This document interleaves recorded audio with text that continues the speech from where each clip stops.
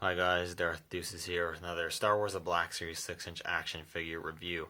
It's been a while since I've done one of these, but the fact is there just hasn't been a lot that's come out. The latest Black Series figures kind of started hitting around January, and that's when at the end of January, that's when I got pretty much the figures I wanted, which was Rex, and there just hasn't been anything else really new being released. There's nothing new being officially released until April 13th or April 20th, I can't remember.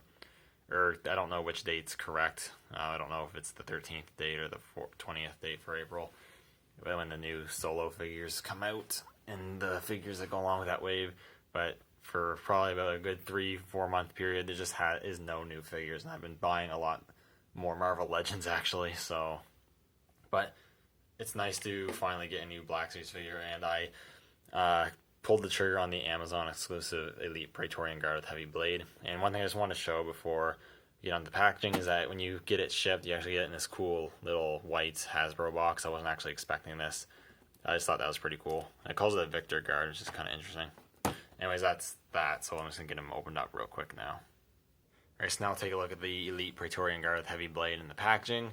And this packaging is pretty interesting. It's a little more unique than other Black Series packaging.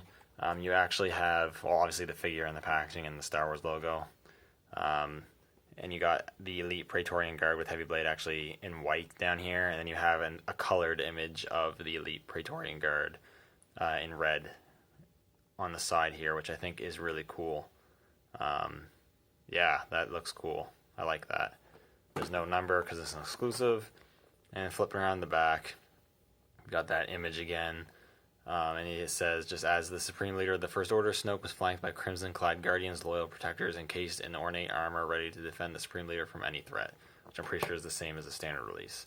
So that's pretty much it. So I'm going to crack them open and we'll take a closer look at the figure. Alright, I have the Elite Praetorian Guard with Heavy Blade out of the packaging, and this is a pretty cool figure. It doesn't do a whole lot new. I reviewed the standard release Praetorian Guard a couple months back. It's essentially the same figure, just with a different head sculpt and different accessories. And obviously that makes sense. The only real difference between all the Praetorian Guards was some of them had different helmets and weapons. So you're obviously not going to remold a whole new body. So yeah, taking a look at him. I do really like this figure. I would say that it is probably the best out of the three they've released. They have this Amazon exclusive one, they have the standard release, and then they have the 4-pack Guards of Evil release. I think the standard release has the best helmet design, though this one I still do like. This one comes with more accessories, and it just turned out a bit better, so... And I hate the helmet design of the Guards of Evil one. But yeah, here is the helmet, and it looks pretty good. You have that sort of theme where the faceplate is this rigid sort of design, which is cool. And I kind of like how this helmet looks. It has kind of a medieval knight sort of look to it. It's got like a flat back, though. It's kind of weird. But you got some nice sculpted detail. All the armor, it doesn't really show up well on camera, but all the armor is a nice vibrant glossy red, which looks really good. This definitely looks like they came out of the movie, which I really do like. You got that lighter red for the undersuit, which is pretty cool, and the sculpt looks nice. You get the sculpted detail on the back there. And you got the layered armor on the arms here, which looks really good, and the hands look good as well. There's a little bit of black paint app, or is it? Actually, the blue on there, and the nice sculpted torso looks nice. The soft plastic robe part looks like a slightly darker red than the rest of the armor. It might not be. You might just be seeing things, but it looks kind of darker than the other. I don't know if I noticed that on the standard one or not. So there's that. And like I said, this is pliable material. There's slits on each side, so they bend easy enough. Obviously, if you have them in dynamic poses, if you have them pushed out for long enough, they will kind of stick that pose after a while, which does kind of suck. Flipping that up there, though, you got just some sculpted pants. The texture of the pants is sculpted really nicely, though, to really give it a illusion of material, which is nice. And you got the armored boots, which look really good. Again, with that red glossy plastic. There is some minor scuffing and sort of paint errors, but they're not too bad. Got peg holes on the bottom of the feet.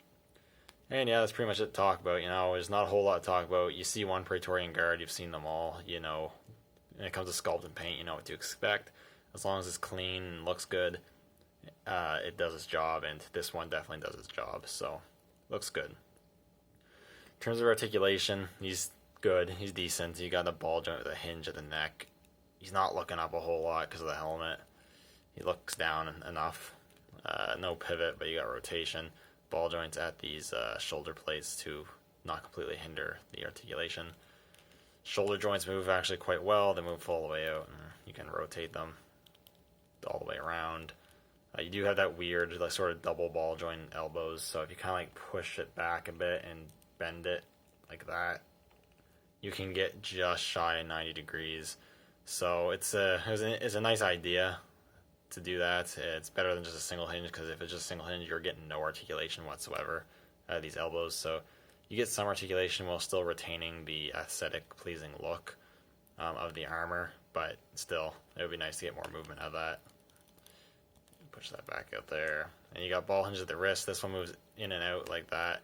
This one does like that, so that's pretty cool.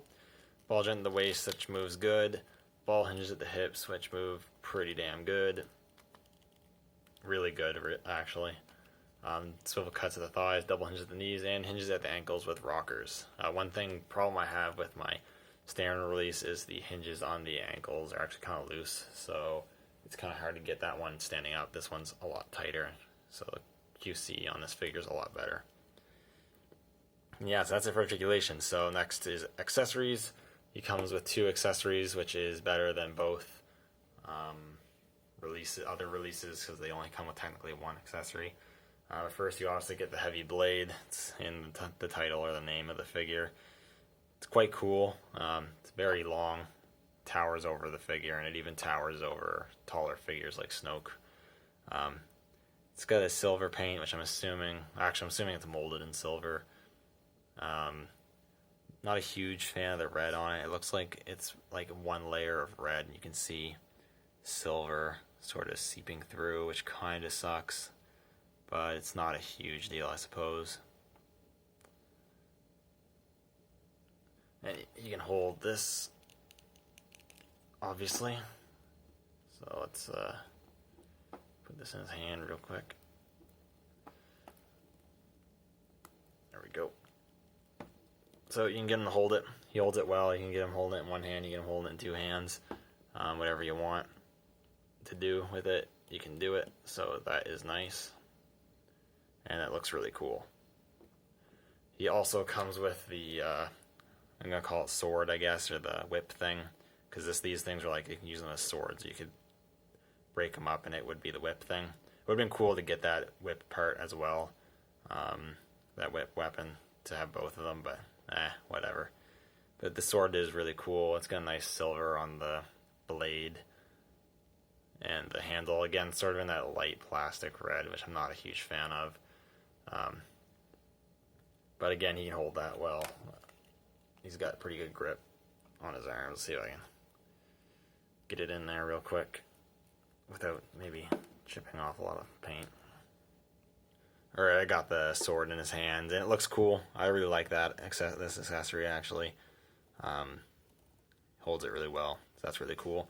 And I do like that they include 2 weapons, so you get some choices of what you display them with, so that's pretty cool. And then lastly, we'll do some comparisons. So first off, I have the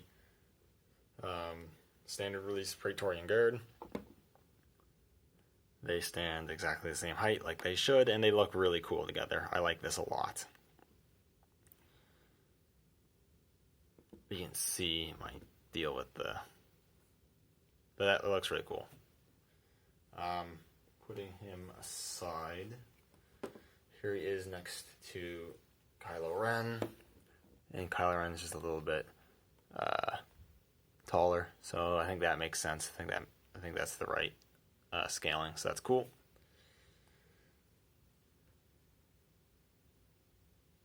Here he is next to his master, the Supreme Leader. And the Supreme Leader towers over him, which makes sense. But as you can see, the heavy blade's actually taller than Snoke, but you can't really see, I guess. It's actually quite a bit taller than Snoke, which I think is pretty cool. But yeah, there is Snoke with the Praetorian Guard. And then lastly, just for fun more than anything, here is the Elite Praetorian Guard with the Emperor's Royal Guard. And that looks pretty cool too. I will say I think I still prefer the Emperor's Royal Guard. I just like it's obviously original trilogy, and I just like the look more. And after reading Crimson Empire, even though it's not canon anymore, I still be hard pressed to find a guardsman I like more than the Royal Guard. But yeah, there's that. So overall, this is a pretty good figure. It's pretty easy to get. I got this off Amazon.ca, Canadian Amazon, and I got it shipped with just the standard shipping really fast. It came in really fast. They sold it for retail price, and it's a pretty good figure. If you are collecting the Last Jedi figures and the First Order figures, I would highly recommend picking this one up. He is a really cool one. I think he's the best out of the 3 Praetorian Guard releases. Anyways, thank you guys so much for watching. Let me know what you think in the comments down below, and I will see you all in the next video. May the Force be with you.